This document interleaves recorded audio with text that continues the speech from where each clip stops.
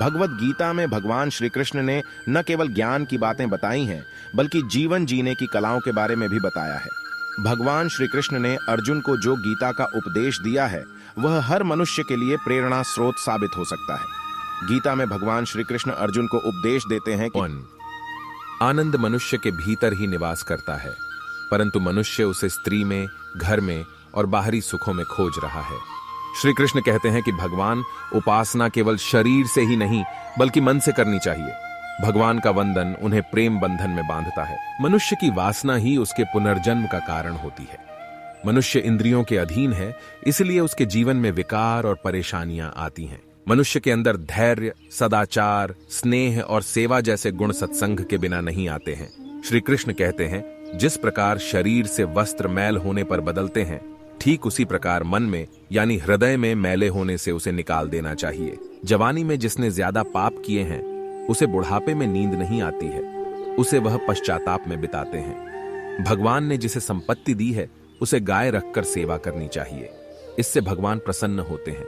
जुआ, मदिरापान, परस्त्री गमन, अनैतिक संबंध, हिंसा, असत्य, मद, आसक्ति और निर्दयता, इन सब में कलयुग का वास है, इसलिए इसका और एक नाम है घोर कलयुग। अधिकारी शिष्य को यानी जो ज्ञान प्राप्त करने में परिश्रम करते हैं, उसे सद्गुरु, अच्छा गुरु अवश्य मिलता है।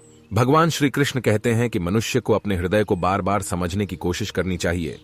ईश्वर के सिवाय उसका कोई नहीं है। साथ ही यह विचार करना चाहिए कि उसका कोई नहीं है इस ब्रह्मांड में भी जो उसका साथ देगा। भोग में क्षणिक, क्षण भर के लिए सुख प्राप्त होता है, साथ ही त्याग में स्थायी आनंद है। श्री कृष्ण कहते हैं कि सत्संग ईश्वर की कृपा से मिलता है, परंतु कुसंगति में पड़ना मनुष्य के अपने ही विचारों के कारण होता है। लोभ और मोह माया पाप के माता पिता कहे जाते हैं, साथ ही लोभ पाप का बाप ही है।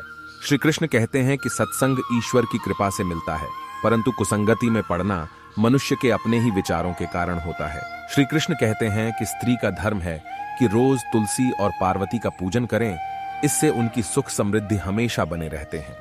मनुष्य को अपने मन और बुद्धि पर हमेशा विश्वास नहीं करना चाहिए, क्योंकि ये बार बार मनुष्य को दगा देते हैं।